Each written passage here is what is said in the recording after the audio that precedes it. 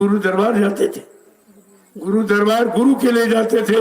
अब जब इन लोगों ने कह दिया कि गुरु मर गया तो दरबार खत्म, जब दरबार खत्म तो लाभ खत्म। ऐसा वो दरबार था।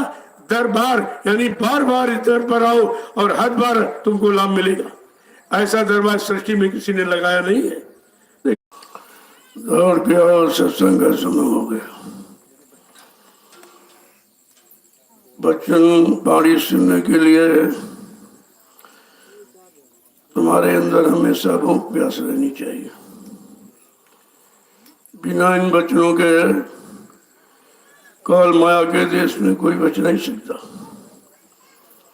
संत महापुरुषों ने जब कलयुग में पधारे, उन्होंने वचनों के द्वारा सुना सुना कर जीवों को उधर से इधर निकाला, सही सच्चे रास्ते में लाके खड़ा किया। लेकिन जीव बेचारा इतना आती हैबिचुअली था कि वो संभल के रह नहीं पाया। कितनी बड़ी कोशिश, कितना बड़ा प्रयत्न किया कि किसी तरह से काल माया के देश से निकल जाए, अपने सच्चे घर मुकाम मंडल को पहुंच जाए। लेकिन जीवों में वो पहचान नहीं हुई और बच्चों को संभाल के रखे नहीं, तो सब भूल भरम में चले गए। अब उधर से इधर आना बड़ा मुश्किल है, क्योंकि कितनी मेहनत और कितना परिश्रम किया गया। 10 जुलाई 1952 से 2012 इतनी मेहनत परिश्रम जीवों के लिए स्मृत लोक मंडल पर किसी ने किया नहीं। फिर भी आपने उस मालिक को पहचाना नहीं, न जाना, न माना, न पहचाना, न अपना बना पाए, न अपनी जीवात्मा का उद्धार करा पाए, न पाप कर्मों में माफी दिला पाए। ये सब काम आपका था, जो किसी युग में हुआ ही नहीं।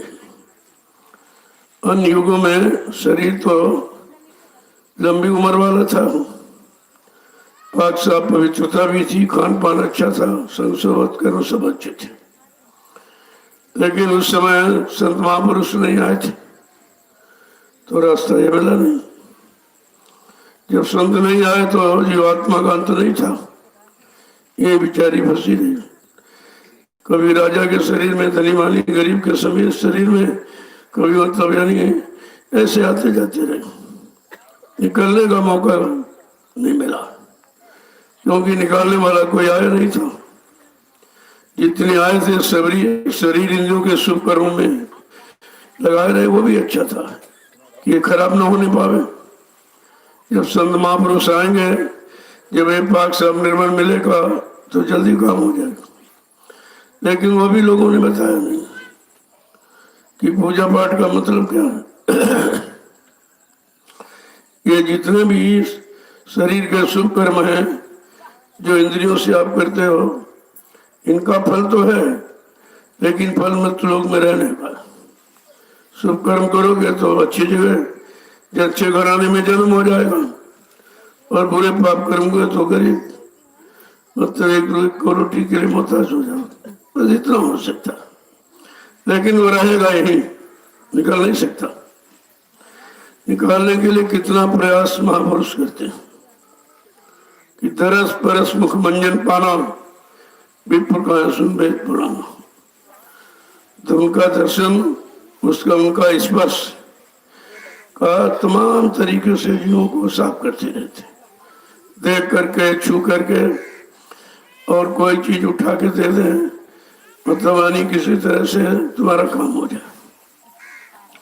लेकिन ये सब समझना बड़ा मुश्किल है, क्योंकि किसी युग में ऐसा था नहीं। तो जब संत पधारे तो उन्होंने रास्ता खोल दिया, जो रास्ता किसी युग में खुला नहीं था, कि जीवात्मा जगह परमात्मा से मिले, अपने घर पहुंचे। यह रास्ता बंद था, केवल शारीरिक इंद्रियों के शुभ कर्मों का था। क्यों लंबी उम्र थी, कभी खराब न हो जाए। तो जब उसी को समझाने समझने वाले नहीं मिले तो करते तो रहे आप, लेकिन धोखा रहा, धोखा ही रहा। क्योंकि जब उन्होंने खुद नहीं रास्ता पाया तो तुम्हें कैसे दे देते? या तो उनको मालूम नहीं था, या ये भेद खोलने का अधिकार नहीं था, कोई बात जरूर थी। लेकिन जब कलयुग आया, 5,500 वर्ष निकलने लगे, तो कहा ऐसे तो जीव कभी निकल नहीं पाएगा।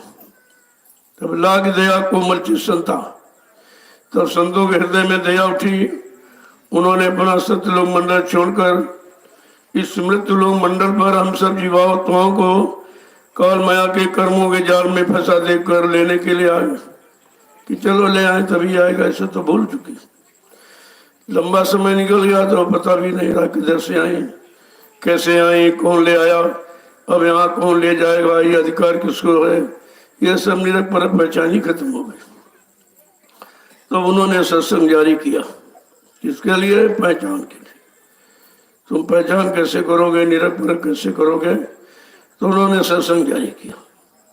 सत्संग सुना सुना सुना सुना कर जीवों को उधर से इधर मोड़ा, और मोड़ कर खड़ा ही कर पाए तब तक काल माया ने धक्का मार दिया। उसने धक्का मारा, फिर वहीं धकेल दिया, क्योंकि तुम मजबूती से खड़े नहीं थे, केवल वचनों को सुना था, लेकिन धरता मजबूती स्थित प्रकृति नहीं थी आप में। तो जरा सा धक्का मारा तो फिर बेचारे वहीं चले गए। अब ये 60 साल की मेहनत तो बेकार हो गई। उनकी नहीं बेकार हुई, तुम्हारी बेकार हुई। तुम्हारा 60 साल का समय बेकार चला गया। अब 8 साल से ये कहा चलो एक बार दोबारा फिर इनको मौका दे दिया जाए, उन्हीं वचनों की पुनरावृत्ति की, चलो इनको फिर सुना दो, फिर बता दो, जाग जाए, किसी तरह से भला हो जाए। इसको कहते हैं हमदर्द। इतनी हमदर्दी है कि तुम भूल गए, भाग गए, और फिर भी चिंता है कि किसी तरह से आ जाए, जाग जाए और अपना काम बना ले तो अच्छा रहेगा, क्योंकि मानव शरीर तो मिलेगा नहीं। अब ऐसा नहीं कि जो मिला फिर मिल जाएगा। बड़े भाग मानुष तन पावा, सुर दुर्लभ सदग्रंथन गावा। जिनके बड़े भाग हैं, अच्छे कर्म, अच्छा खान पान है, अच्छे भाव विचार, अच्छी बोली भाषा, उनको ये मानव तन दिया गया। और वो भी जब जीवात्मा ने प्रार्थना की, क्योंकि मन के साथ लगी रही वो, मन हर शरीरों में कर्मानुसार जाता रहा। तो जब उसने देखा कि ये मन क्यों आ रहा बार बार, क्यों यहाँ आता है, इसको मिला क्या है? जन्म हुआ, मर गया, फिर जन्म मिला, फिर मर गया, फिर जन्म मिला, फिर मर गया। तो कहे इसको मिला क्या है? तो मालिक से प्रार्थना करती है कि एक बार मानव तन का सौभाग्य दे दीजिए। जब मानव तन मिल जाएगा, किसी सच्चे महात्मा की तलाश करूंगा, और रास्ता मिल जाएगा तो अपने घर को चली जाऊंगी। उसने प्रार्थना किया तो कहा ठीक है, अगर इच्छा है तो एक बार मानव तन का सौभाग्य दे देता हूँ। तभी आपको ये मिला कि जाओ मृत्युलोक मंडल में किसी देहधारी, वो अत्तर पत्थर कागज वाला नहीं, देहधारी गुरु जब मिलेगा तब तुम हम देह में जीवात्मा बैठी मन दोनों इनको निकाल कर घर पहुंचाएगा। अब देहधारी गुरु चाहिए। अब तुम्हारी भी देह, उनकी भी देह। तुमने फट से कंपैरिजन यानी तुलना की तो हमारे जैसे आंखें, कान है, नाक है, मुंह है, हाथ है, पैर। अरे जब मानव चोला धारण करेंगे तो शकल तो रहेगी, लेकिन अकल वो नहीं होगी, यानी उनका कर्म वो नहीं होगा। जो तुम मानव शरीर का, इंद्रियों भोगों का कर्म करते हो, वो उनका कर्म नहीं, वो बिल्कुल अलग से रहेंगे, आपके पास रहेंगे, बोलेंगे, यानी मतलब बच्चों सुनाएंगे, दरस बरस का लाभ आपको देंगे, लेकिन वो इसमें है नहीं। अगर वो भी इसी में रहेंगे तो तुम्हें कैसे निकालेंगे? तो कहा कोई देहधारी गुरु निकला हुआ चाहिए, जो काल माया के कर्मों के जाल से निकलकर अलग खड़ा हो, वो तुम्हें निकालेगा। अब इसकी पहचान तुम कैसे करते? तो कहा कि सत्संग के द्वारा। जब वो सत्संग सुनाएंगे तब तुम जगोगे। जैसे जगना शुरू हो जाए और थोड़ी सी ठंडक, आराम, शांति मिलने लगे, बस समझ ले देदारी है, ये हमारा काम करेगा। जैसे जल का स्पर्श करो तो ठंडा, और अग्नि का स्पर्श करो, ठीक इसी तरह मानव चोले मानव शरीर में होंगे, लेकिन अगर भोगी है तो वो भोग की तरफ आपको ले जाएगा, और रोगी है स्पर्श करो, धीरे धीरे तुम भी रोगी बन जाओगे। अगर योगी है तो अपना स्पर्श कराकर, वचनों को सुनाकर तुमको योग की तरफ, भोगों से हटाकर योग की तरफ ले जाएगा। ये पहचान बाहर की थी, लेकिन तुम बाहर की पहचान भी नहीं जानते हो। अपने जैसा समझकर शंकर संदेह भूल में पड़े रहे, और बेचारे थोड़े से जाग कर निकले थे, फिर वहीं चले गए। अब उधर चले गए हो तो निकलना बड़ा मुश्किल था। तुम्हें यह देखना चाहिए था कि जहां से हमको महापुरुष ने निकाला वहां से, या जहां फंसे से वहां से कोई अंतर है कि नहीं। ये अगर आप थोड़ा सा समझदारी से काम लेते तो फिर वहां नहीं जाते। अरे कहते यहाँ तुम बहुत दिन रहे, यहीं से तो मालिक ने निकाला और रास्ते पर खड़ा किया, अब इधर हमारा आने का मतलब क्या है। लेकिन काल माया को बहुत चिंता है कि कोई जीव निकलने न पावे, सख्त आदेश है काल का। और माया को हुक्म दिया कि जाओ अपने सहेलियों से कहो, इनकी ड्यूटी लगा दो कि ये सतगुरु के वचन सुनने न पावे। जब सुनने चले तो फौरन नींद, इसको नींद देना। तंद्रा निद्रा उंघाई जमुहाई, रस विशेष जाना तिन्नाई। अगर ये सब तुम्हारे अंदर होता हो तो समझ लो अभी आपको नाम का रस नहीं मिला। नाम का रस, नाम की मस्ती अलग है। जब वो चढ़ जाती है, मीरा पर जब चढ़ गई तो उसने कहा कि ये सब कुछ नहीं, ये कुछ नहीं, और बड़ा उसको सताया गया। क्यों? अगर सताया नहीं जाएगा, भक्त अपमान होने पर सजा कुदरत सुनाती है। जब तक भक्त का अपमान नहीं होगा तो कुदरत सजा नहीं देगी। और भक्त का अपमान, भक्त को मजबूत करना कि अपमान हो रहा है, गरीबी आ रही है, बीमारी आ रही है, कोई ना कोई कलंक लगाया जा रहा झूठा, लेकिन उस पर किसी का असर नहीं, क्योंकि उसने आपको बदल दिया है। जो तुम कह रहे हो वो नहीं है। जब इतनी तुम्हारे अंदर दृढ़ता, मजबूती हो जाएगी तो कोई कुछ कहे तुम पर उसका प्रभाव नहीं पड़ेगा। शरीर में तो काम करो, लोभ अहंकार रहेगा, लेकिन वो तुम्हारे पर जोर नहीं डाल सकता, जबरदस्ती तुम्हारे पर हावी नहीं हो सकता। अगर तुमने अंदर से गुरु को पकड़ा है तो कहने का मतलब ये है, जब वचन दिए आपको बचाने के लिए तो वचनों को आपको सुनना चाहिए। तो कान तो सुन लेते हैं, लेकिन तुम्हारा मन शैतान है, ये स्वीकार नहीं करता। जब तक यहाँ बैठोगे तब तक तो ठीक है। जैसे बैंगन को पानी में भिगो दो तो पानी ठीक को निकालो तो पानी है ही नहीं, कुछ एक बूंद भी नहीं, इतना चिकना। इसीलिए कहा गंदगी से इतना मन चिकना हो गया है, चिकने घड़े की तरह, इसमें कोई रुकते नहीं। कोई अच्छी बात को सुन लेगा, लेकिन समझदारी खत्म। तो इस शैतान मन को कैसे मोड़ा जाए, प्रश्न यही रह गया। महापुरुषों ने केवल इसी को पकड़ा और किसी को नहीं पकड़ा, केवल मन को। कहा अगर ये शैतान मन घूम जाए और पकड़ में आ जाए और वचनों को सुन ले, मान ले और चलने लगे तो फिर काम जल्दी हो जाएगा। इसलिए उन्होंने इसको पकड़ा और कहा, जीवों से कहा कहीं कोई ध्यान मत करना, कोई पत्थर का, कोई कागज का, कोई पानी का, कुछ नहीं। गुरु का ध्यान कर प्यारे, बिना इसके नहीं छूटना। अगर छुटकारा चाहते हो काल माया के कर्मों के जाल से तो गुरु का ध्यान करो। वो गुरु, गो माने रूह, अंध माने अंधकार, गु माने अंधकार, रूह माने प्रकाश। जो प्रकाश मन है, प्रकाश यानी देश में जा चुका हो, अखंड प्रकाश जिसमें मिलाने की क्षमता हो। कल ऐसा गुरु मिल जाएगा, जब उसका ध्यान करोगे तो ये सब अपने आप पर्दे खत्म होते चले जाए, क्योंकि इतनी खूबसूरती उनमें है, इतनी उनमें मतलब ठंडक है, शांति है कि देखते ही ये होता भाई देखते ही रहो, देखते रहो।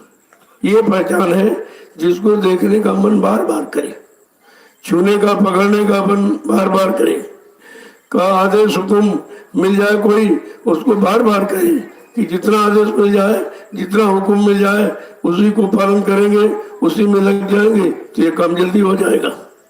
सब तरफ से मदद करते हैं। अगर मदद की नहीं जाती तो तो बहुत कमजोर है, इसके बस का कुछ नहीं। जब तुम खड़े नहीं रह सकते हो, चलना चलाना करना कराना प्राप्त करना तो बात दूर है, आप खड़े नहीं रह सकते। इतनी भी क्षमता जीव में नहीं है कि सही सच्चे रास्ते पर आके खड़ा हो जाए। तो उसने माया की ड्यूटी लगा दी और देखो एक रास्ता है इसको फंसाने का कि सतगुरु के पास जाने नहीं देना, और जाए तो शंका करे, वहां ठहरे ना, उनके वचनों को माने ना, सुने ना, उनमें भी तरह तरह की शंकाएं करें। तो तुम्हारे पीछे तो कितने पड़े हुए हैं, तुम कैसे निकलोगे? काम क्रोध लोभ मोह अहंकार ईर्ष्या राग समझ नहीं, अब ये कुछ नहीं करेंगे, अब सतगुरु जो कहेगा वही करेंगे। लेकिन कह रहे हो, अंदर से पकड़ के नहीं कह रहे हो, सुन के कि मुसीबत आ गई, शरीर रोगी हो गया और मतलब परेशान हो, तब कहते अब ये काम नहीं करेंगे। ये नहीं जैसे शराबी जब नाली में पड़ा रहता है, जब उठता है तो कहता है अभी काम नहीं, अब ये काम कभी नहीं करेंगे। जैसे वो समय आया तो नशा उठा के ले जाता, फिर वही पहुंचा देता। भाई शराब बेचने वाला बुलाता थोड़ी है, न शराब बुलाती है तुमको, तुम्हारी आदत खुद पकड़ के मोड़ ले जाती है। इस आदत को मोड़ना है, खत्म नहीं, मोड़ना। जैसे जितना उधर है उतना इधर मोड़ लो, जितना काम मन उधर कर रहा है उससे ज्यादा इधर करेगा। लेकिन मोड़ना कैसे मोड़ा जाए?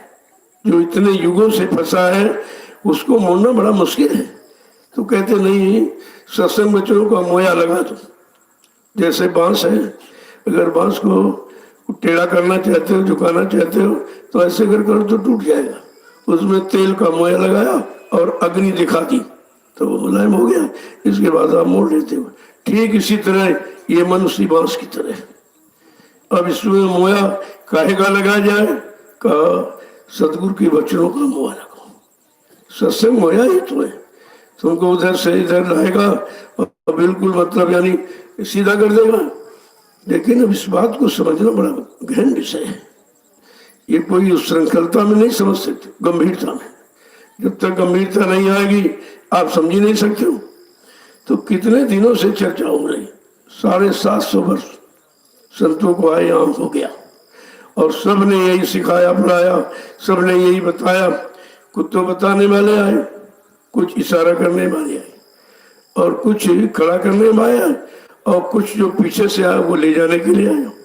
अब तुमको ये तो मालूम नहीं कौन खड़ा करने के लिए आया, कौन जगाने के लिए आया, कौन सुनाने, कुछ नहीं मालूम। जब वचनों को सुनोगे, क्योंकि सत्पुरुष ने संतों को तो भेजा, जिसको जो युक्ति देकर भेजा वो इस युक्ति से जीव को जगाएगा। गाने गा बजा करके, मतलब यानी वचनों को सुना करके, किसी तरह से लोभ और लालच दे करके आपको जगाएगा। लेकिन जब तक लेने वाला नहीं आएगा तो जगह जी बेचारे क्या करें, खड़े हैं, जाग गए। अब जाग गए खड़े, जैसे आप स्टेशन पर तो पहुंच गए लेकिन ट्रेनें नहीं आई। पहुंच तो गए लेकिन अब किस पर बैठ के जाओगे? आधार तो मिलना चाहिए। तो सब जीवों को जगाया और इसके बाद कहा भाई जाके खड़े हो जाओ, वो लेने वाला आ जाएगा। तो सोचा लेने वाला आएगा तो कैसे पहचानेगी? कहा नहीं, वो आवाज लगाएगा, वो आवाज लगाएगा, चलो चलो अपने देश को चलो, पूरा परिचय देगा। तो आपको परिचय भी दिया गया, कहा भाई शंका मत करना, ऐ जीवात्मा सुरतुरु हो, जिस देश की तुम रहने वाली हो मैं उसी देश से आया हूं। हम आए वही देश से जहां तुम्हारा धाम, तुम सबको घर पहुंचाना का एक हमारा काम। पूरा परिचय दिया कि मेरा एक ही काम है, न राज का, न पाट का, न धन का, दौलत का। मेरा एक ही काम है, जीवात्माओं को जगाना, परमात्मा से मिलाना, उसके घर पहुंचाना। जब आपको परिचय मिल गया फिर कैसे शंका होगा? फिर लोगों में शंका कैसे प्रवेश कर गई? इसका मतलब आपने समल के बच्चों को पकड़ा नहीं था, तभी आप फिसल गए। अगर पकड़ा होता तो कितना कोई जोर लगाता, आपको कोई हटाने वाला पैदा नहीं हुआ था। तो आपने बच्चों को पकड़ा नहीं था तो बच नहीं पाए आप। तो क्यों तुम्हारे साथ इतने बखेड़े लगा दिए गए कि तुम निकल ही नहीं सकते, इतना बड़ा उसने जाल बनाया और इसके बाद में काम क्रोध लोभ मोह अहंकार का पहरा लगा दिया। अब तुम एक भी पहरेदार से नहीं लड़ सकते। काम ही तुमको परास्त करता है, रोज परास्त करता है, कितनी बार परास्त करता है। और इसके बाद क्रोध आ गया। जब आया अहंकार, सब बेकार। क्रोध तो पाप का मूल है। क्रोध आया तो तरह तरह के पाप करने लगे, क्योंकि बुद्धि का विवेक ज्ञान समाप्त हो जाता। जब क्रोध आता है एकदम पागल कर देता, फिर न अच्छा न बुरा न पाप न पुण्य, शुभ न अशुभ कुछ दिखाई नहीं देता। तो बड़ा कठिन विषय है ये, छोटा नहीं है। लेकिन जब निरंतर सुनोगे और उस पर अमल करो, कुछ ना कुछ करो। जब सत्संग में दवा एक दैनिक डायरी बना लो अपनी कि हमारे में कितने अवगुण हैं।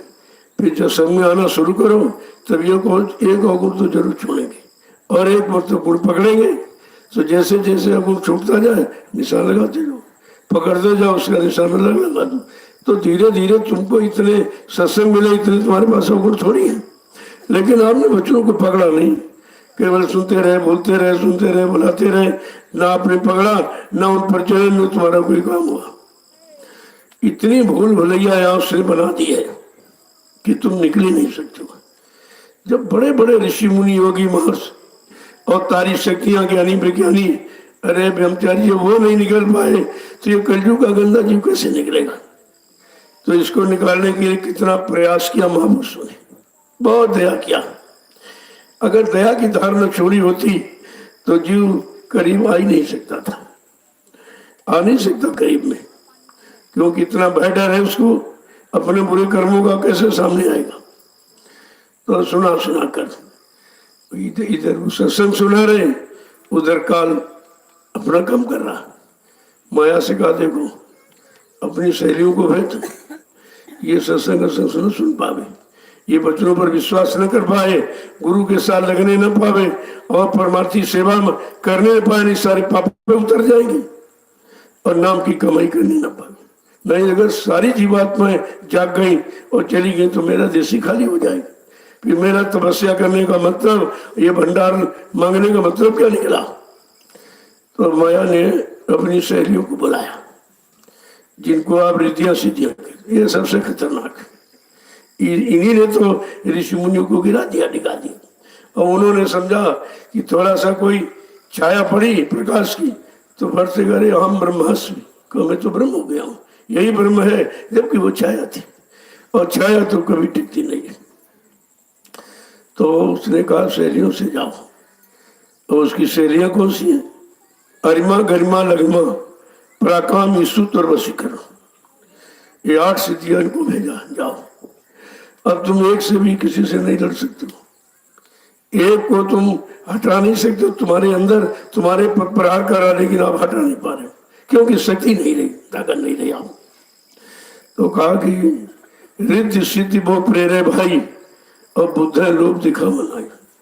ये रिद्धियां सिद्धियां क्या प्रेरणा देती है कि बुद्धि को बिल्कुल पागल करती है।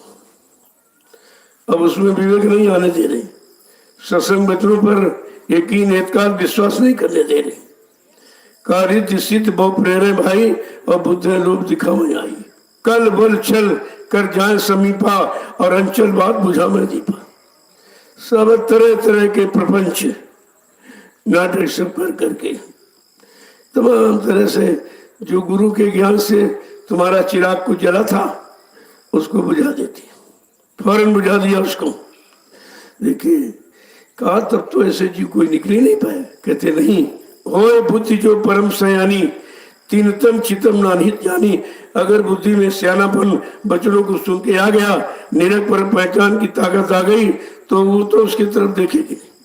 वो जानती है कि हमारा नुकसान है, ये हमारे नुकसान के लिए आई रिद्धि सिद्धि, ये देने वाली कुछ नहीं है। तो मतलब है नहीं, वो उससे बच पाते हैं।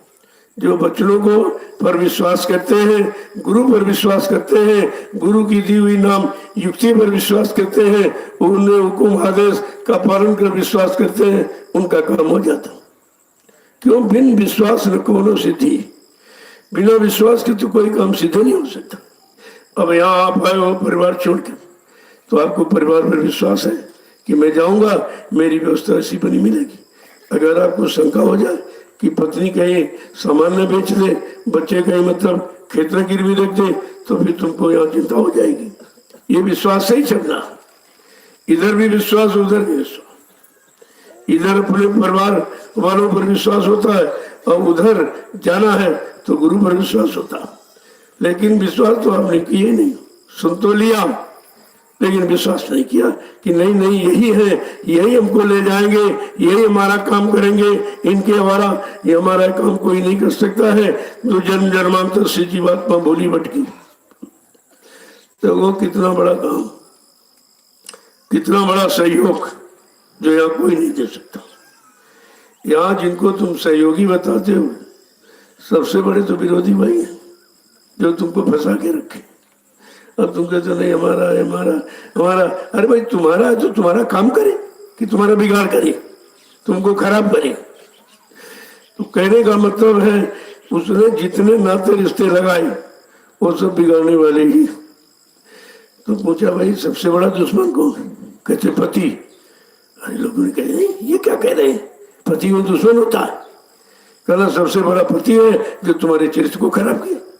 अगर बाहर में दुनिया में कोई ये काम करते तो लोग गोली मार देते कि इसने हमारी इज्जत ली है और इसने मतलब ये किया, और वो तो रोज यही काम करता है और उसकी पूजा हो रही है। कैसा काल का चक्र, जो बिगाड़े उसकी पूजा, जो संभाले उसका तिरस्कार। अब तुम यही नहीं समझ पाए हो कि हमारा यहाँ कौन है, हमारा हमदर्द कौन है, हमको गिरने से रोक दे और चरित्र गिरने से रोक दे और सब तरह से हमारी मदद करे, हम पाक साहब निर्भर होकर अपने घर चले जाए। ऐसा कोई नहीं, सब अपना काम निकालते हैं और तुम इतने अनजान हो, अपना काम नहीं बना पाते। वो सब अपना काम बनाते। जो तुमसे जुड़ेगा बगैर स्वार्थ जुड़ेगा ही नहीं, चाहे पत्नी हो, चाहे पति हो, चाहे बेटा बेटी, कोई मतलब हो, बगैर मतलब कोई तुम जुड़ेगा नहीं। अगर पति गरीब हो जाए और रोगी हो जाए तो पत्नी यही कहती जितनी जल्दी मर जाए तो ठीक है, क्यों? जो पैसा है दवाई में लग रहा और ये कमाएगा नहीं, डॉक्टर कह रहा कमाने लगा कभी नहीं होगा, और ये जो पैसा है ये सब दवा में खर्च हो जाएगा। तो डॉक्टर से पूछा ये बताओ इनके मरने की कोई दवा नहीं है? तब बताइए ये तैसी, ये हमदर्द है तैसी, केवल अपना स्वार्थ। और तुम अपना स्वार्थ समझ नहीं पाती। तुम्हारी पढ़ाई लिखाई का मतलब क्या हुआ फिर? ये दुनिया के लोग मान सम्मान पर चुके, कुछ और मतलब सम्मान दे दिया और उसी में तुमको खरीद लिया और ले लिया और तुम कभी कुछ ले ही नहीं पाए उसे। तो ये काल की जीव बहुत होशियार है। मान से, सम्मान से, भय से, प्रीति से, जैसे कराएंगे वैसे तुम्हारे से अपना काम बना लेंगे और अपने उसी कर्मों के जाल में फंसा लेंगे और तुम निकल नहीं सकते। और तुम बचन में उनको फंसा नहीं पाते। उधर कर्मों का जाल फंसाने का, इधर सत्संग जो सुनाया वो निकालने का, और तुम उनके अनुसार तो चल देते हो और अपने मुंह को नहीं मिला पाते। कितने लोगों को आपने मिलाया और तुम सिवाय लुटने के अलावा कुछ नहीं, सब लुटते ही रहे। तन और मन और इंद्रियां सब लुट गया, बचा तुम्हारे पास कुछ नहीं। अब खाली हो तो कुछ होता नहीं। कहते क्या बताएं, अब ये बुढ़ापा आ गया, अब भजन भी नहीं होता, बैठा भी नहीं जाता, सेवा नहीं की जाती, तो ये बुढ़ापा आया कैसे? इस पर विचार किया है? बूढ़ा आपा, जब सापा माने सब घमंड ने डूब डूब किया, उससे बुढ़ापा कहते। अब कहाँ गया? करना सब भोगों में खत्म हो गया। तुम समझ नहीं पाए। अरे एक बार किया, 2 बार किया, 10 बार किया, तुम रोज वही करते हो और रोज पछताते हो और निकल नहीं पाते हो, क्योंकि निकलने का प्रयास तुम्हारी आदत पुरानी फंसने की है। अब धीरे धीरे निकलना समझ में आ जाएगा। वो कैसे निकालेंगे, कैसे तुमको इधर ले आएंगे, तो ये तो जबरदस्ती तुम्हारे साथ अभी हो रही कि सबसे पहले जो है इसको जाल से थोड़ा हटाओ। पहला जाल देह का, पहला जाल तो शरीर का है, अब इसी से नहीं निकाल। इसी को सजाने में, खिलाने में, पिलाने में सारा समय इसी में देते हो। तुमको ये नहीं मालूम है एक दिन ये जल के मिट्टी हो जाएगा, सारी सजावट दिखावट सब खत्म हो जाएगी। लेकिन नहीं विश्वास हो पा रहा, उसी में लगा पड़ा। महापुरुष रोज समझाते हैं, अरे भाई ये किराए भाड़े पर मिला है, किराए भाड़े के सामान पर तुम्हारा अधिकार क्या? जब चाहेगा वो मालिक ले लेगा और तुम कुछ नहीं कर सकते। जब तुम कुछ कर नहीं सकते तो तुम्हारा काम होगा। तुम्हारा पूर्ण अधिकार हो तुम्हारे अनुसार ये मरे, तुम्हारे अनुसार ये रहे, तब तो समझ लो कि तुम्हारा अधिकार। तो शरीर पर भी आपका अधिकार नहीं। कहा जब चाहूंगा तब ले लूंगा, और आप कुछ नहीं कर सकते। देखो नहीं, किसी का पति छीन लिया, और पत्नी छीन ली, बेटा बेटी, माँ बाप भाई सब छीन लिए, और तुम रोते रह जाते, कुछ नहीं कर सकते। ऐसा विचित्र कर्मों का जाल और माया का पछाड़ है, जिसको बिना संत महापुरुषों के कोई जान ही नहीं सकता। तो ये सब चीजें सत्संग से आपको मिलती है, और सत्संग एक आधार है। उधर से इधर मोड़ने का आधार सत्संग वचन है। तभी संतों ने सत्संग जारी किया कि चलो धीरे धीरे ये सो रहा है, धीरे धीरे इसको जगाओ। एक बार ये जागे नहीं, और जागेगा तो क्रोध में आ जाएगा। तो बहुत धीरे धीरे आस्ते आस्ते तुमको जगाते रहते, और परमार्थ के रास्ते पर धीरे धीरे लगाते रहते। जब लाग जा, जैसा उधर मन लगा है, अगर उसी तरह इधर लग जाएगा तो इधर भी उतना ही काम करेगा, उतना ही काम करेगा। यही तो काम करने वाला है, और तुम्हारे पास है, लेकिन हम उससे काम आप नहीं ले पा रहे हो, वो तुमसे काम ले रहा है। बस इतना ही स्थिति उलट गई। इसी स्थिति को आपको ठीक करना है। बस इतना ठीक हो जाए, काम बन जाए। कुछ नहीं करना, कहा पढ़ो तुम इसी के पीछे, और सभी यत्न तजना। कोई यत्न, कोई उपाय, कोई पूजा और पूजा और शरीर इंद्रियों की आपको कुछ नहीं करना। इस शैतान मन के पीछे पड़ जाओ, ये मुड़ जाएगा, सब काम कर देगा। लेकिन बिना गुरु के ध्यान, ध्यान माने वचनों को बिना याद किए, बिना वचनों को माने, तो ये मुझसे मुड़ने वाला है नहीं। क्योंकि इसको कोई ना कोई आधार चाहिए।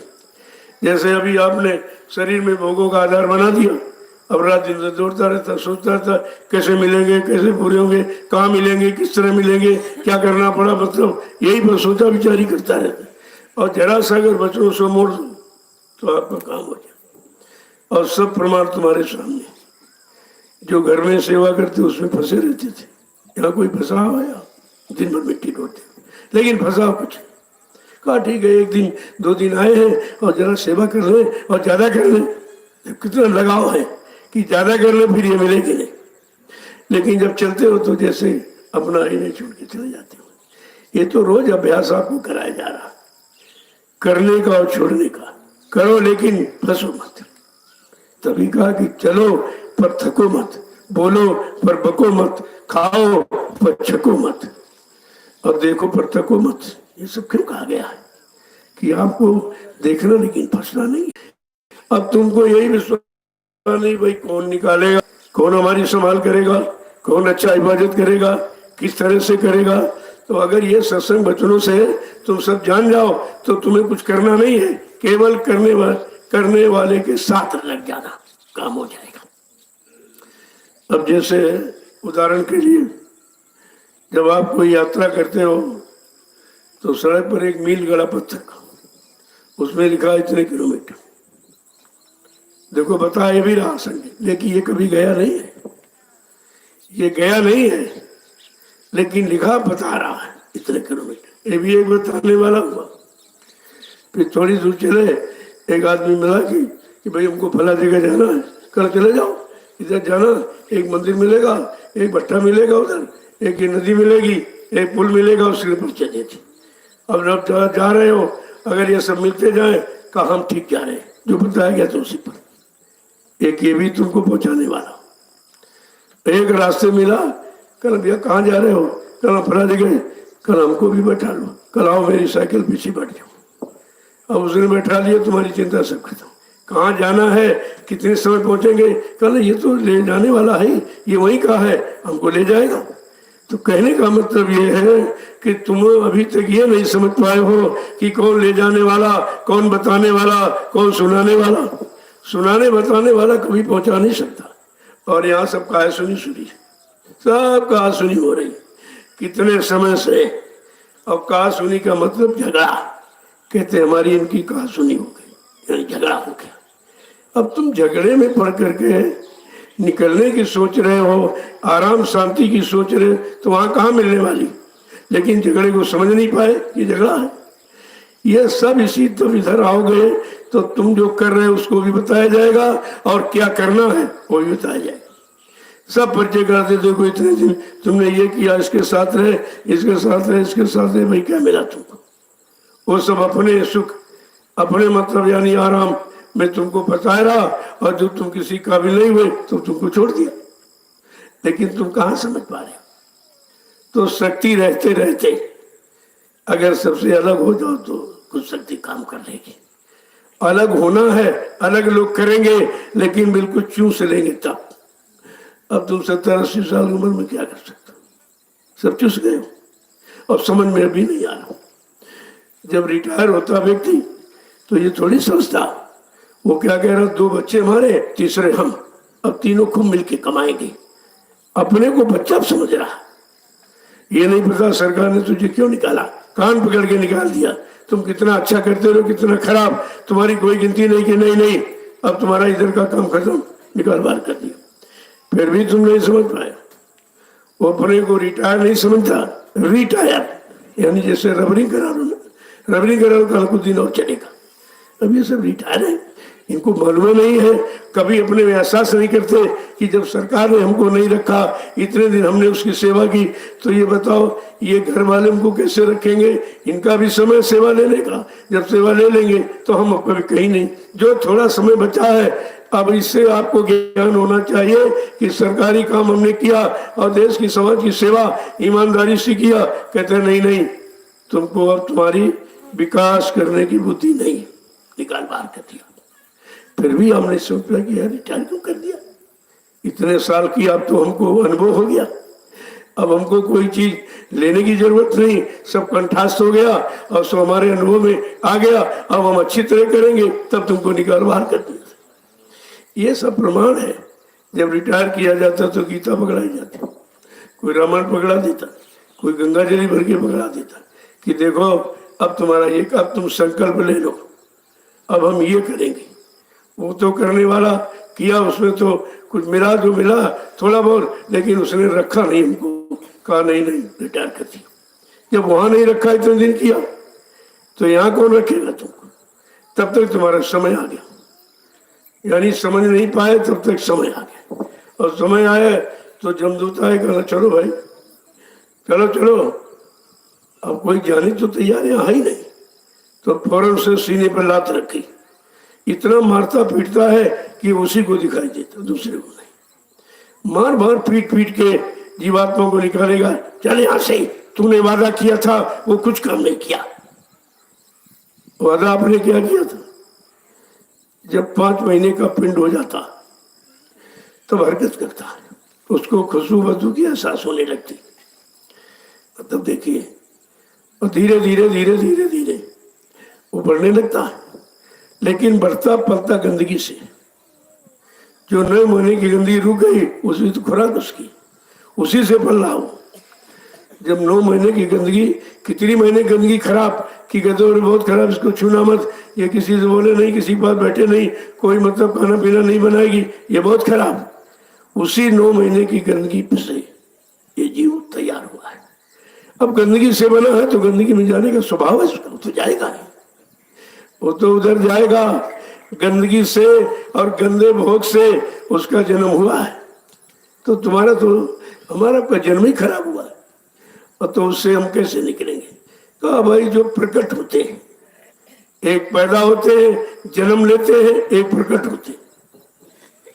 तो प्रकट का मतलब अपनी इच्छा से आया, रास्ता तो माँ का पेट ही है, बगैर गर्भ से यहाँ आएगा तो लोग समझ नहीं पाएंगे, लेकिन वो अपनी इच्छा से आए चलेगा काम करके।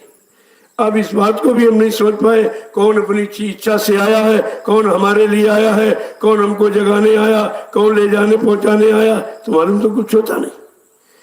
कहा कि बिन सत्संग विवेक न हो, बिना सत्संग के बुद्धि में विवेक ज्ञान निरक पर पहचान की ताकत नहीं आएगी। कहा कि जो क्योंकि जीव अज्ञानी है।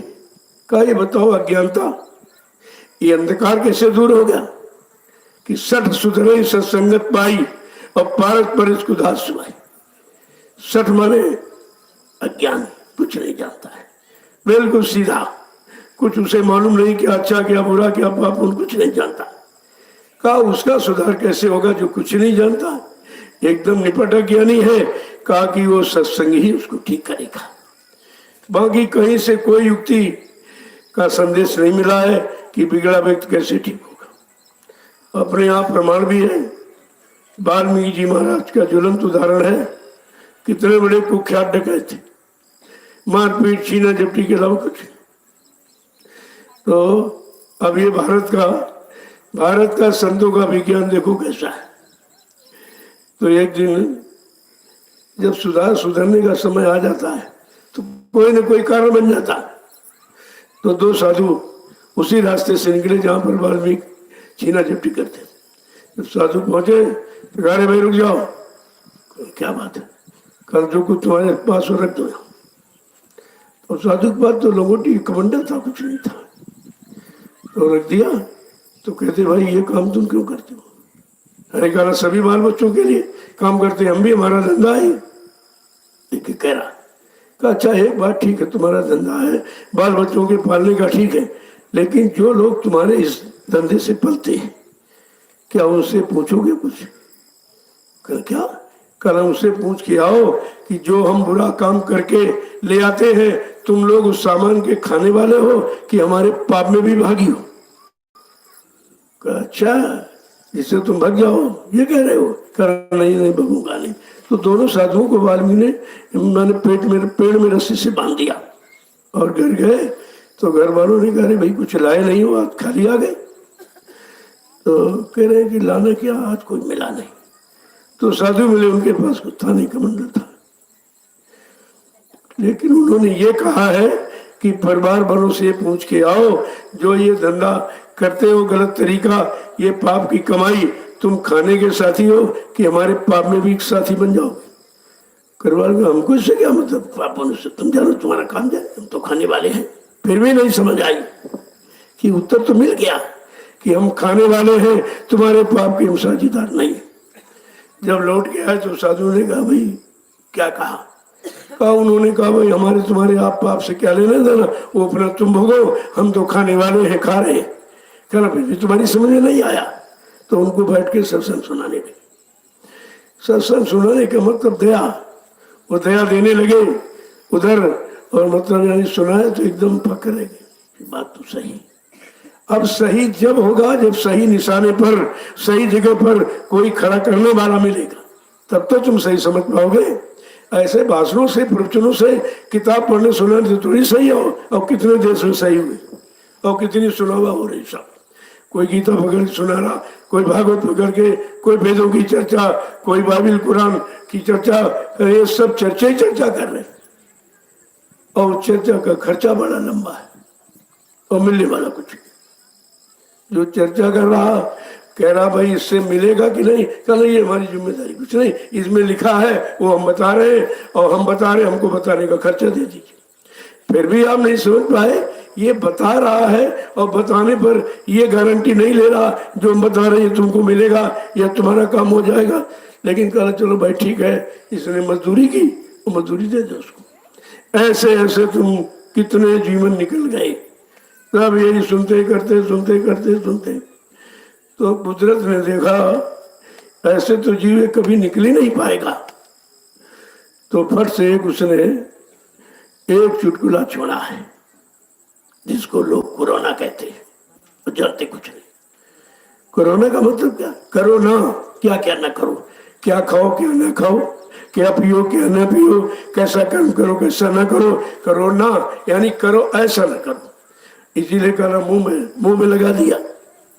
अब मुंह में लगा दिया किस लिए कि मुंह से कोई गंदा खान पान मत करना और मुंह से किसी को भद्दे अश्लील शब्दों का प्रयोग मत करना, तो फट से तुम्हारा बंधन लगा दिया। आज वो कोई नहीं समझना लगा है। हमने कहा कि मुंह से बीमारियां थी, बीमारी मुंह से जब गंदगी खाओगे तब बीमारी आएगी। तो इसका मतलब अभी तक सब लगा है घूम रहे, नहीं ये क्या है, ये क्या है। मैं इधर से आ रहा था कानपुर से, तो रास्ते में मतलब कोतवाली वाले मिले। तो कोतवाल खड़ा था, कहा महाराज प्रसादित हो गए क्यों? सब जानते हैं, ये सब हिंदुस्तान में जान गए कि लड्डू वाले बाबा लड्डू देते। तो मतलब फर्जीकार भी प्रसाद मिलेगा। प्रसाद ले लिया तो कहता महाराज वो मांस नहीं लगाते हो आप? हमको हम मांस खाते नहीं तो मांस क्यों लगाए? जो मांस खाते हो वो मांस लगाए। करें नहीं नहीं मतलब सरकार ने ऐसा कहा, ये कहा, वो कहा। हमने ठीक है, तो हम तो परमानेंट मास्क लगाए। अब वो क्या जाने मास्क क्या होता है।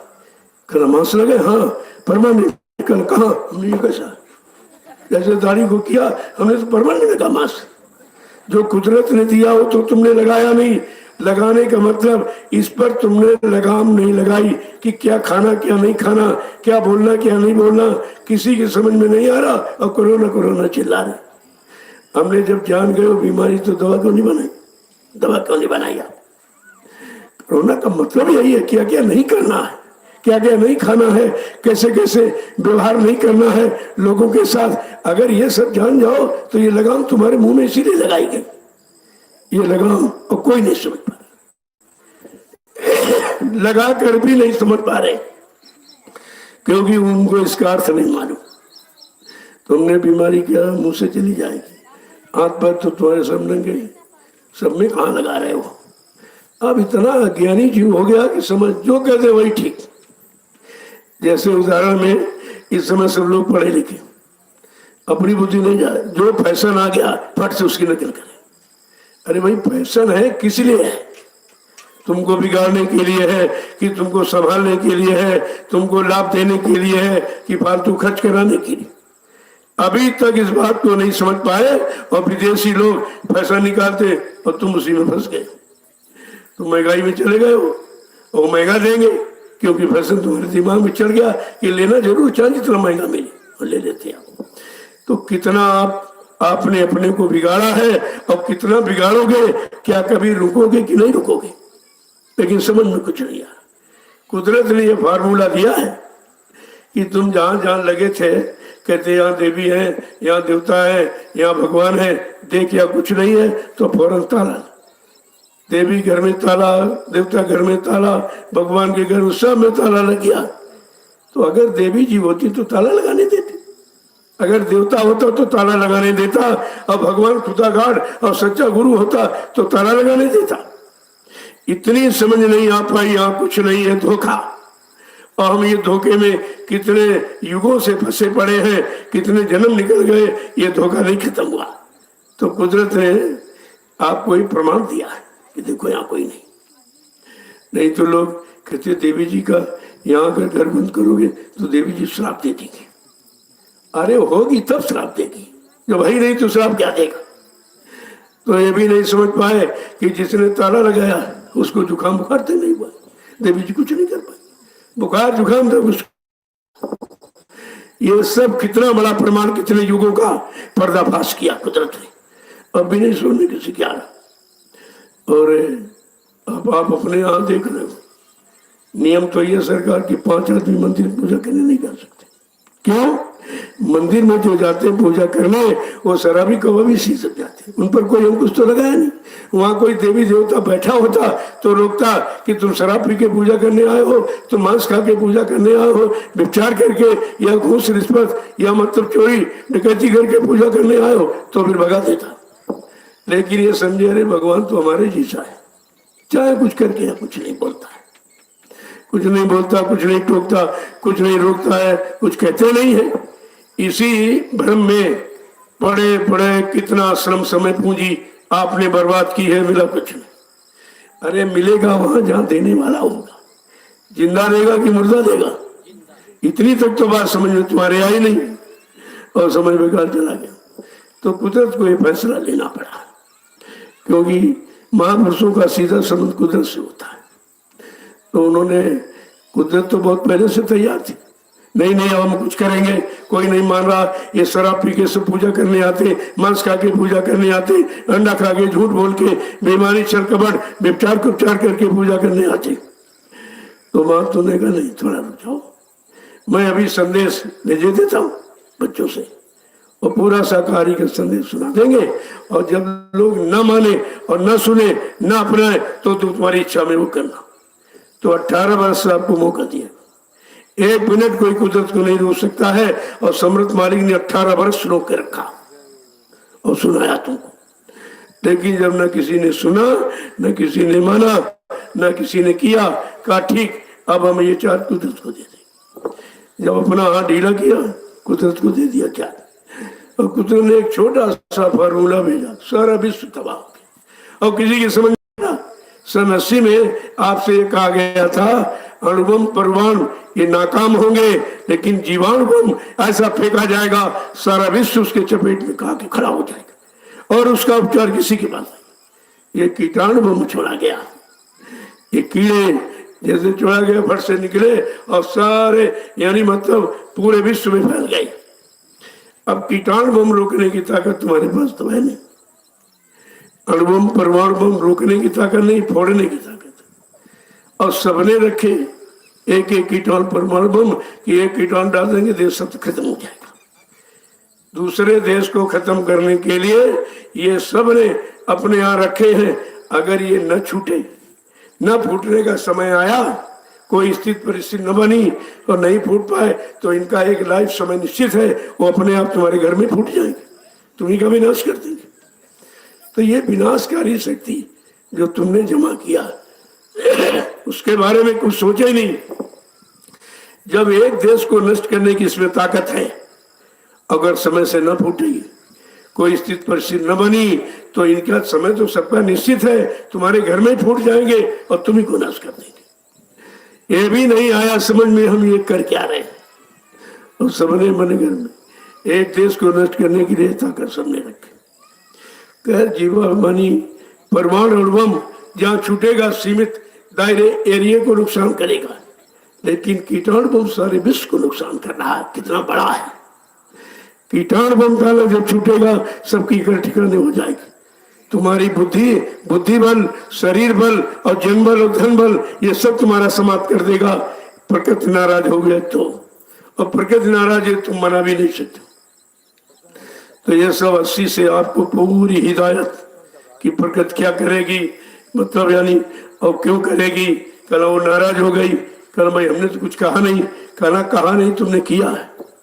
जो मार काट हिंसा चोरी कत्लेआम व्यभिचार कुचार और छल कपट बेईमानी, और ये मनुष्य मंदिर है जिसमें परमात्मा की मूर्ति जीवात्मा बैठी, उस मूर्ति के आगे तुम गंदगी डालते।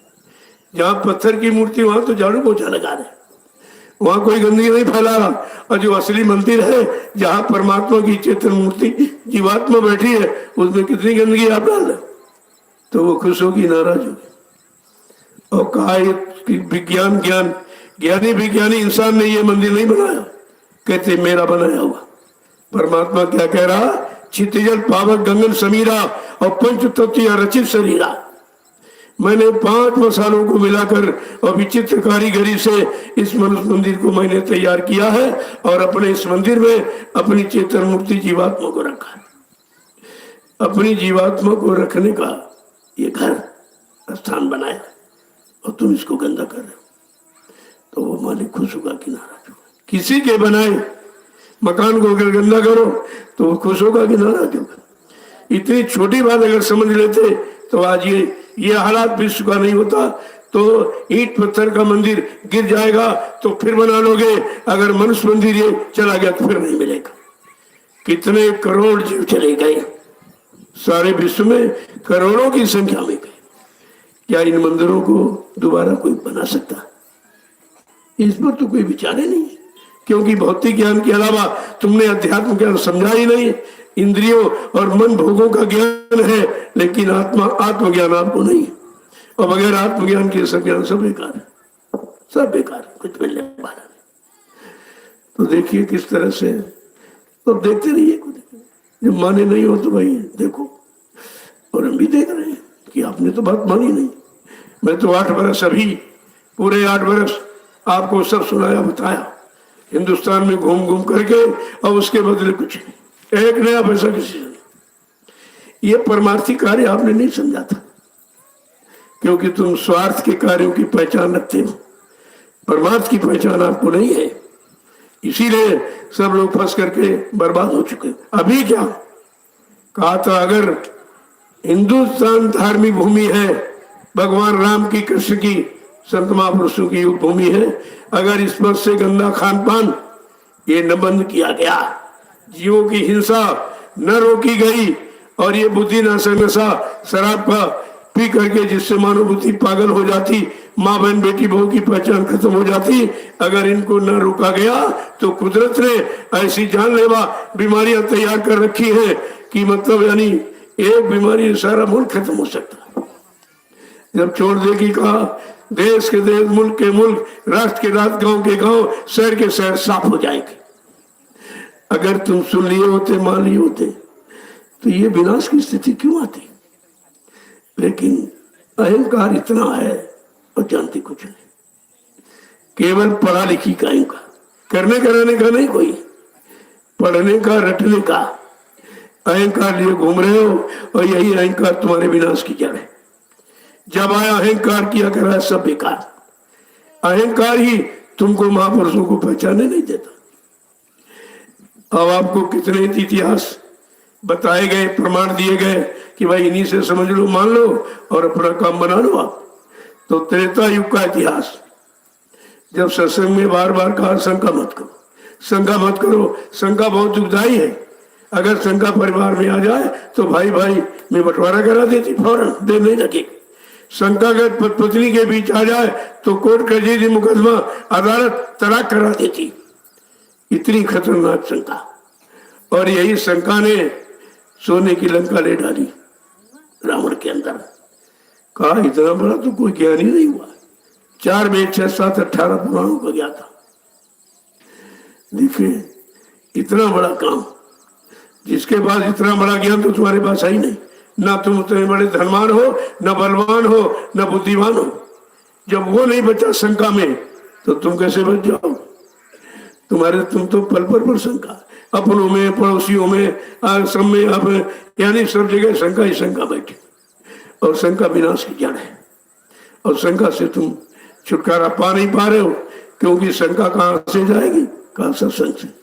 जब सत्संगों में जाओगे और वचनों को सुनोगे और वचनों के अनुसार धीरे धीरे अपने को परिवर्तित करोगे, यानी बदलोगे, तो शंका खत्म हो जाए। और दूसरा कोई रास्ता नहीं। काम क्रोध मदलोक की जब तक मन में खान, गोस्वामी पंडित मूर्ख दोनों एक समान। कहा जब तक ये तुम्हारे अंदर रहेंगे तो तुम मूर्ख ही हो।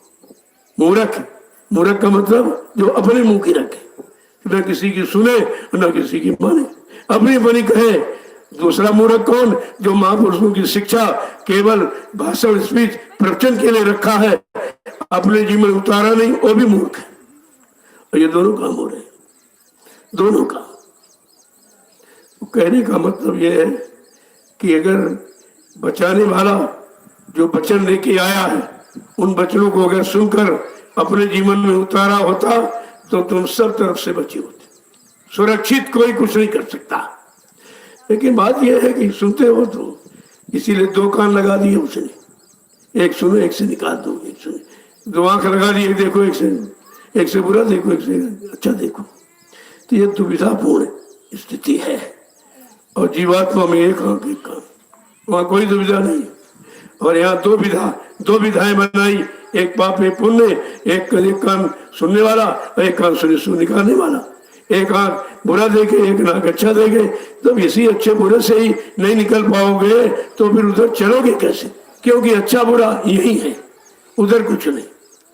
न वहां अच्छा जाएगा न बुरा जाएगा। तो महापुरुष यही पर अच्छाई बुराई से अलग कर देते हैं। सत्संग सुना के कहते देखो ये पाप है, तो पाप तो आप जल्दी छोड़ दोगे, लेकिन पुण्य नहीं छोड़ोगे कि पुण्य को बहुत दिनों से पकड़े बैठे हो।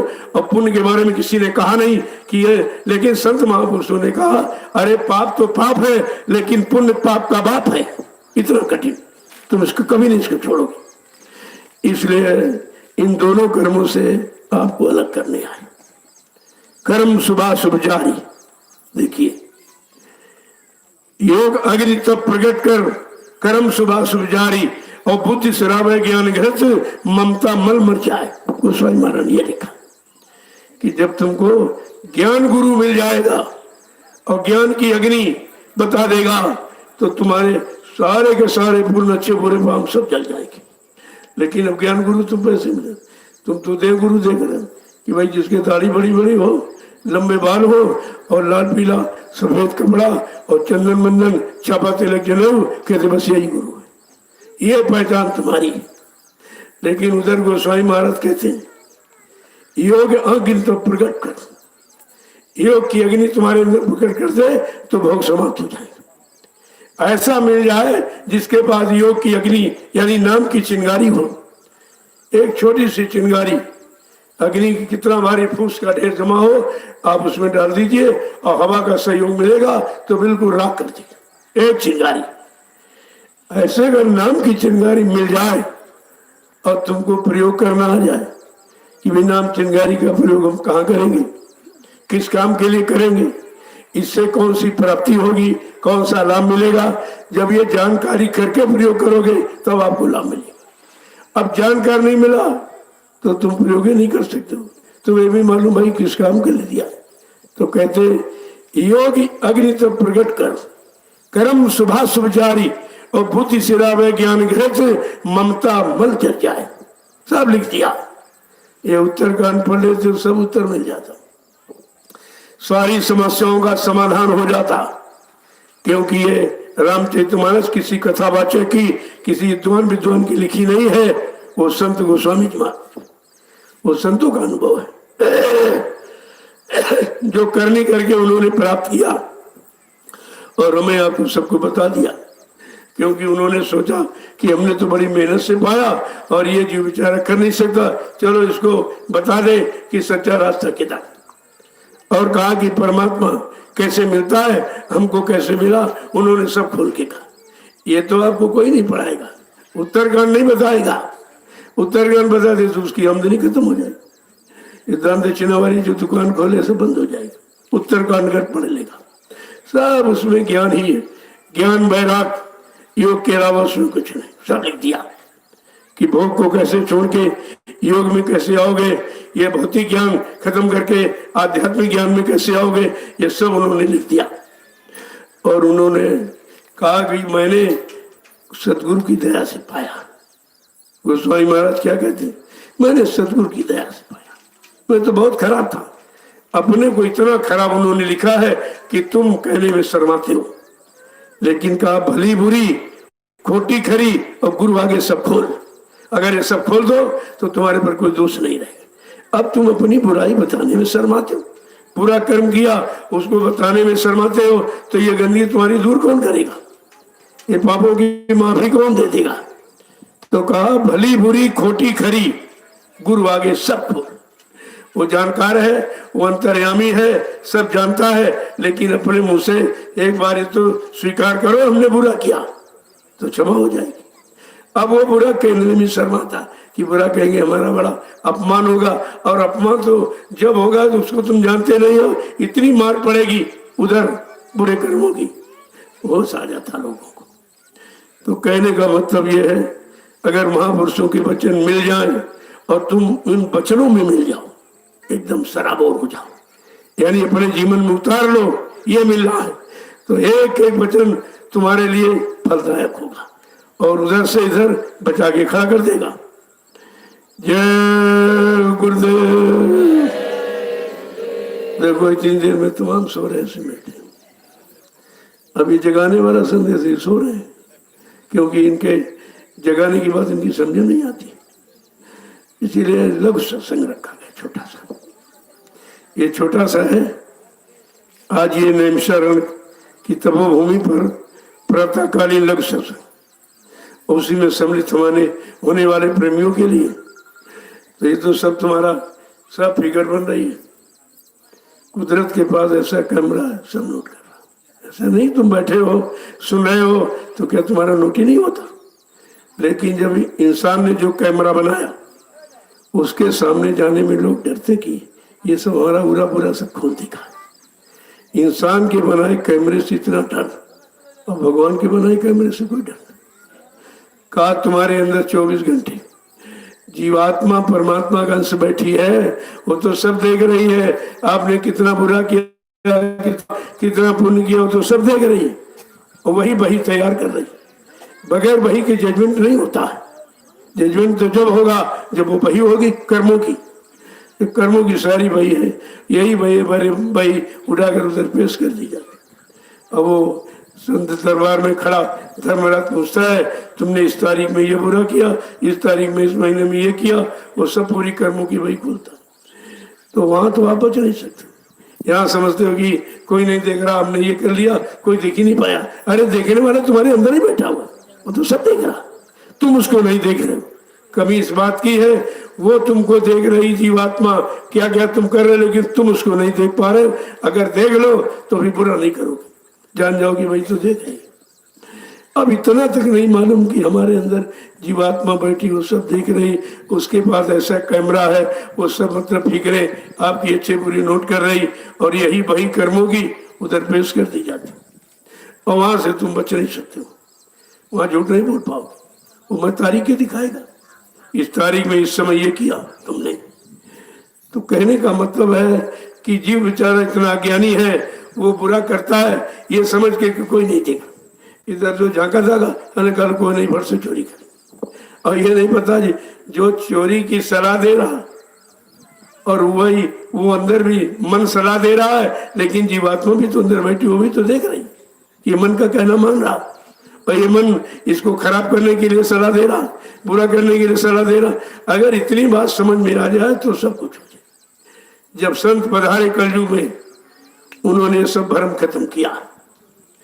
कहा है जीव जो तुमने कितने युगों से मन का कहना माना और आज तक निकल नहीं पाए हो, क्योंकि उसका कहना इशारा उसी तरफ, उधर फंसने वाले की तरफ। तब कहा कि इतना युग समय निकल गया मन का कहना मानते मानते, और तुम्हारा कुछ नहीं हुआ, ऐसा करो अब थोड़ा मेरा कहना मान लो। कल क्या कहा, सतगुरु कहे करो तुम सोई, और मन के कहे चलो मत कोई। अब इस शैतान का कहना मत मानिए, ये जब भी सलाह देगा तो उधरी की तरफ, चलो चलो यहाँ क्या रखा, बहुत दिन हो गए सत्संग, अब देखते नहीं हो। जब घर में थे तब कह रहा था सत्संग चलो सत्संग चलो सत्संग चलो, अब एक दो दिन के बाद क्या कहेगा, अरे घर चलो यहाँ क्या घर चलो घर, न तुमको वहां चैन देने देगा न यहाँ कहीं का नहीं रखेगा।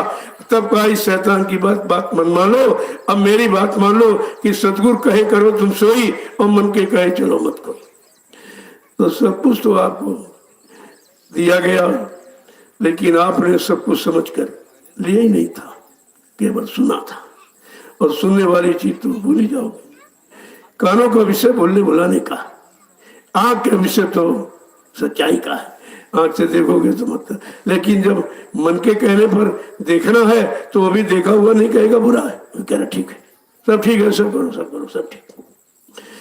क्योंकि जजमेंट देने वाला निर्णायक जिसे कहते, अगर निर्णायक निर्णय लेने वाला नहीं है तो कहो बुरे पर ही निर्णय ले, बुरे पर ही फैसला कर दे, ठीक है जाओ। तब कष्ट होता लोगों को, देखिए इसने बुरा किया और कहा इसका सही, हमने अच्छा किया, हमारा नहीं। तो जो कि निर्णायक कैसा बैठा हुआ, निर्णय देने वाला कौन है ये तो आप जानते नहीं हो। तो कहा पड़े रहो दरबार में धक्का धनी के खाओ, कबहू दीन दयाल के भनक पड़ेगी कान। दरबार में पड़े रहो, अड़े रहो, खड़े रहो, और मालिक की दया हो जाएगी, लेकिन अगर दया का घाट तुमने छोड़ दिया तो दया कहाँ मिलेगी। ये है दुआ का घाट, ये मन का हृदय, ये जीवात्मा का हृदय, दया का घाट। अब तुम दुआ के घाट पर बैठे हो कि दया की, इतना तो विचार तुमको करना चाहिए। 24 घंटे मन दुआ मांगा करता है, ये भोग मिल जाए और ये मिल जाए और ये मिल जाए, यानी सब तरह का। तो तुम कह रहे तो उसी का मान रहे हो। अभी समर्थ गुरु कहने नहीं मानते, क्योंकि तुमको उनकी पहचान नहीं। जय गुरुदेव, जय गुरुदेव, जय गुरुदेव नाम किसका, जय गुरुदेव नाम किसका, प्रभु का प्यारा नाम। अब आप खड़े हो जा जरा, देखो वहां अभी नहीं खड़े हो पाए। जब अभी खड़ी नहीं हो पाए तो चलोगे कैसे, और चलोगे नहीं तो मंजिल कैसे तुम्हारी तय होगी। ये खड़ा होना, बैठना, झुकना सीख लो। ये शरीर की 3 स्थितियां हैं। जब खड़े हो तो बचनों को पकड़कर आदेश पालन के लिए निकल पड़ो, और बैठो तो साधना के लिए बैठो, और झुको वहां जहां कुछ मिले, जहां कुछ मिले, यानी जहां चेतन हो वहां तो झुकना आपका लाभकारी सिद्ध होगा। और बाकी सब धोखा। सब धोखे में रहे तो कुदरत ने फैसला दे दिया कि देख जहाँ तू मत्था टेक रहा है, अरे जो मतलब झुकता है, और जहाँ ये संकल्प विकल्प लेके आया, यहाँ कुछ नहीं, यहाँ कोई नहीं बैठा, ना ईंट पत्थर के मकान में कभी देवी देवता भगवान खुदा आया और ना है न कभी आएगा। पूरा परिचय दे दिया। तो कहते अब की बात अब लोगों की समझ में आ गए, यहाँ कुछ नहीं, कुछ अब तुम्हारे यहाँ का विरोध है। यहाँ कहते कि लॉकडाउन लग गया, नियमित पूरा सील है, मंदिर में 5 आदमी नहीं पूजा करने आ सकते, लेकिन जय गुरुदेव आश्रम में बहुत भीड़ है, यहाँ क्यों भीड़ है? मैंने कहा हमारे यहाँ वो भीड़ नहीं है जो तुम भीड़ वहां देखते हो। वहां शराबी कबाबी चोर लुटेरे सब पूजा करने जाते, किसी ले जाते हैं, कहते हैं यहाँ कौन कोई रोकने टोकने वाला, भगवान भी हमारे जैसा है, देवी देवता हमारी जैसी कुछ नहीं कहती, हम चाहे अच्छा करें चाहे बुरा करें। तो मतलब अब ये समझ में आ गया, यहाँ चेतन ज्ञान की बात होती, यहाँ जड़ की बात नहीं होती, और जड़ में फंसाने का काम नहीं होता। कितने लोग गुरु पूर्णिमा पर आए और चले गए। मैंने कहा भाई ठीक है, ऐसा करो, थोड़ा तरीका बदल दो कि इकट्ठे भीड़ ना हो, थोड़े थोड़े आओ पूजा करके चले आओ, थोड़े थोड़े आओ पूजा करके चले आओ, तो सब आ जाएंगे, सब पूजा कर ले, तुम्हारा काम तो हो ही गया, और उनका भी रह गया कि चलो हमारी बात मान ली। तो उन्होंने कहा हम तुम्हारी बात थोड़ी मानते हैं, हम तो अपने स्तर से काम करने की युक्ति बताते कि हम अपना काम कैसे करेंगे, और तुम समझ लो कि ठीक हमारी बात मानी, तो उसी में खुश हो जाओ। तो यहाँ सबको पता चल गया है, पूरे इधर सब जान गए, क्योंकि ये यूट्यूबर जा रहा है, ये संदेश रोज का रोज, जबकि इस समय सब वाणी विराम, ना कोई नेता भाषण कर रहा है, ना कोई महात्मा संदेश दे। क्यों? इनका बताया सब झूठ निकला, कुछ नहीं हुआ। अब ये जान गए, मैंने वादा किया, बड़े बड़े बादल सुनाए, और सब उल्टा हो गया, अब मैं जनता के सामने क्या मुंह दिखाने जाऊं? तो ऐसा तुमने किया क्यों था? तुम्हें बहुत भविष्य वर्तमान की जानकारी थोड़ी है। वो तो त्रिकालदर्शी संत महापुरुषों की, जिनकी आत्मा की दिव्य आंख और दिव्य कान खुला हुआ, वो सब बता दें, एक एक मिनट की घटना कब क्या होने वाला है, और आपको बताया गया। 8 वर्ष प्रचार किया मैंने, सब जानकारी घूम घूम कर संपूर्ण देशवासियों को दिया, और उसके बदले मुझसे कुछ नहीं लिया, कुछ भी नहीं लिया।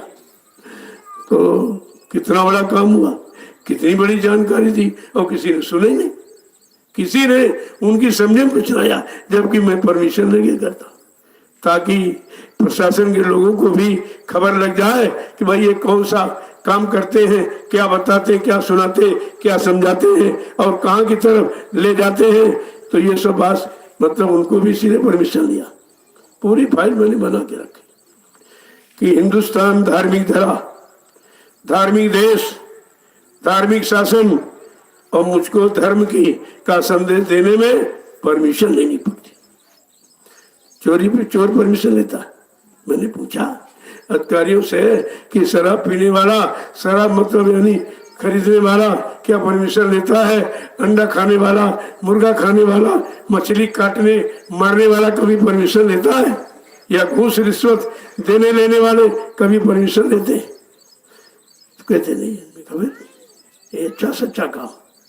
अरे देश धार्मिक है, धर्म के लिए भगवान राम को लड़ाई लड़नी पड़ी, ऐसे धर्म आया नहीं, उनको भी संघर्ष करना पड़ा, और धर्म के लिए भगवान कृष्ण को महाभारत करना पड़ा।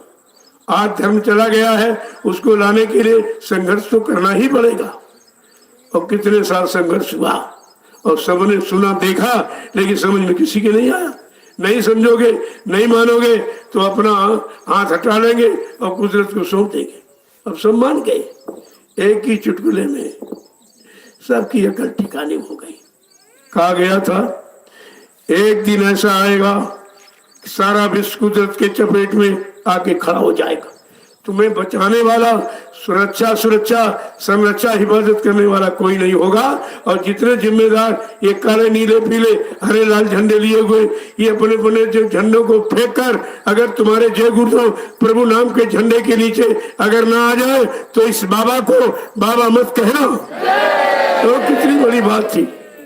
महापुरुष ने सब खोल के कहा, सबके मालिक प्रेम से बोले, ये नाम नहीं इंसान का, ये काम नहीं इंसान का। ये कितनी बड़ी चीज, ये प्रभु का काम है। किसी इंसान विद्वान वैज्ञानिकों का काम खत्म, सारी सोच बुद्धि के घोड़े सब खत्म, कुछ नहीं रहा। ये होगा, ये काम, ये नाम करेगा।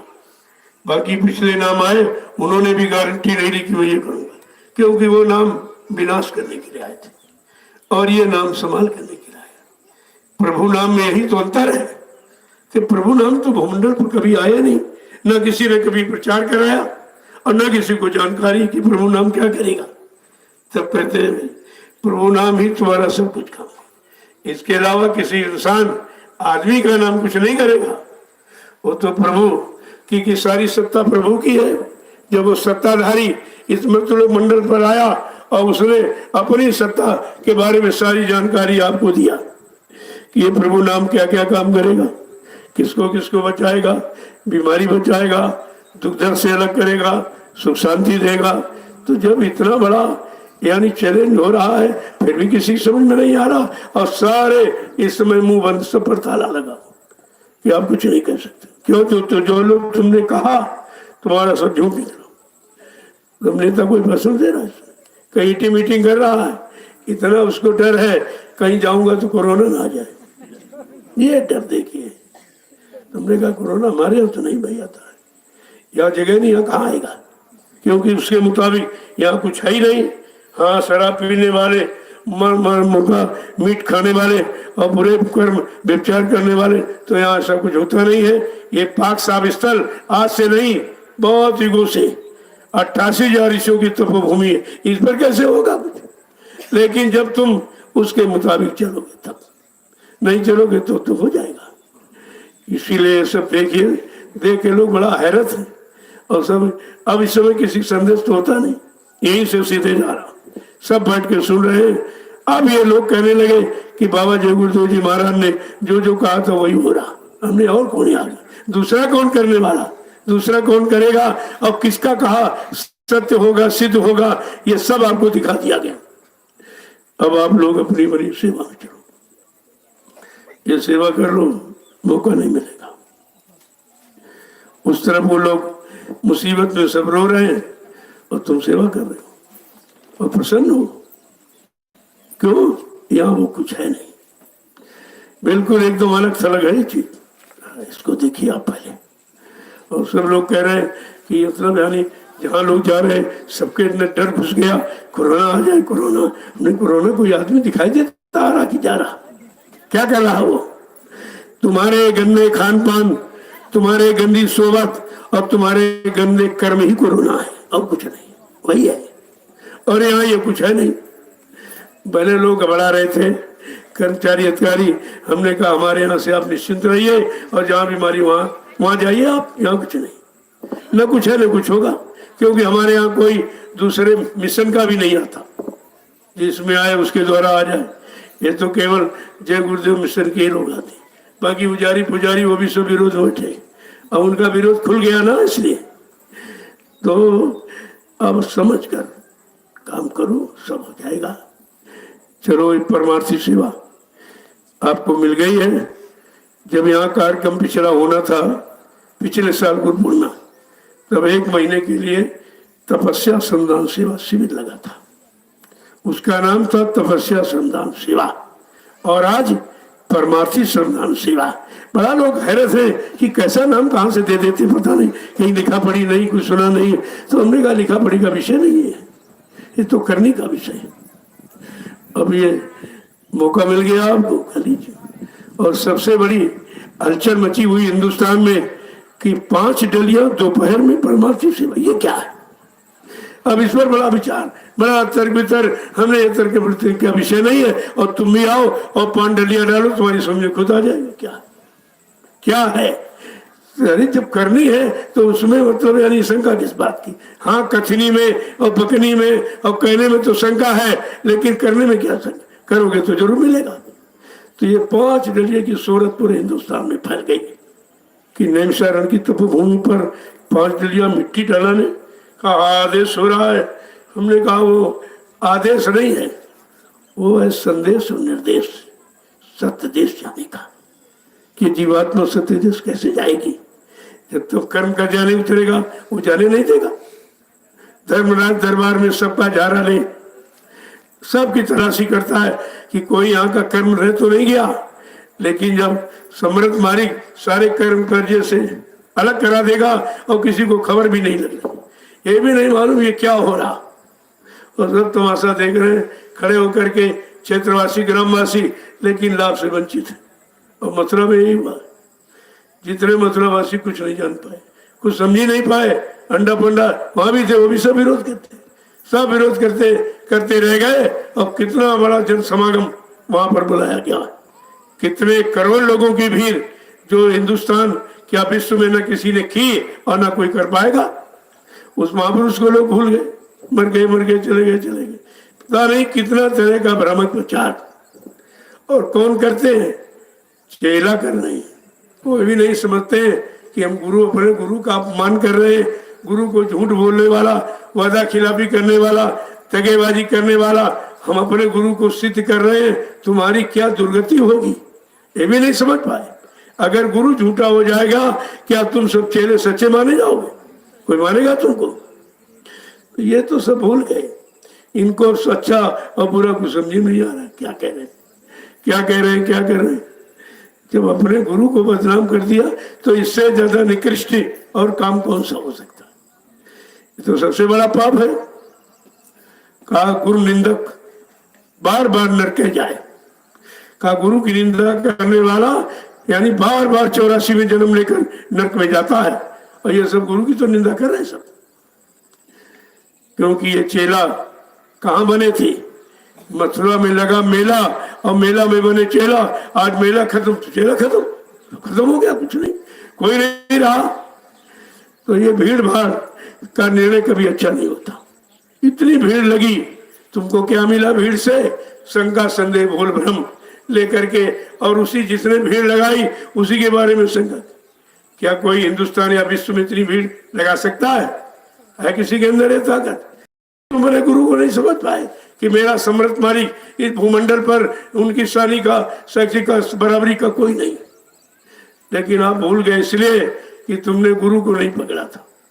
कोई गुरु के आश्रम को पकड़ा, कोई जमीन को पकड़ा, कोई मंदिर को पकड़ लिया, किसी ने रुपए पैसे सेवाओं को पकड़ लिया, और गुरु को किसी ने नहीं पकड़ा। तो मैंने पूछा, भाई आश्रम पार करेगा, मंदिर पार करेगा, पैसा पार करेगा, कि मथुरा पार करेगा, कि गुरु पार करेगा? इतनी जो बात तो समझ में लोगों की आई नहीं। क्या तुम मथुरा जाते थे कि गुरु दरबार जाते थे?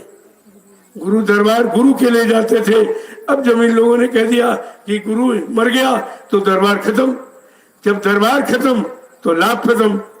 ऐसा वो दरबार था, दरबार यानी बार बार इस दर पर आओ और हर बार तुमको लाभ मिलेगा। ऐसा दरबार सृष्टि में किसी ने लगाया नहीं है, लेकिन सब भूल गए, समझ में किसी की आया नहीं। जय गुरुदेव। देखो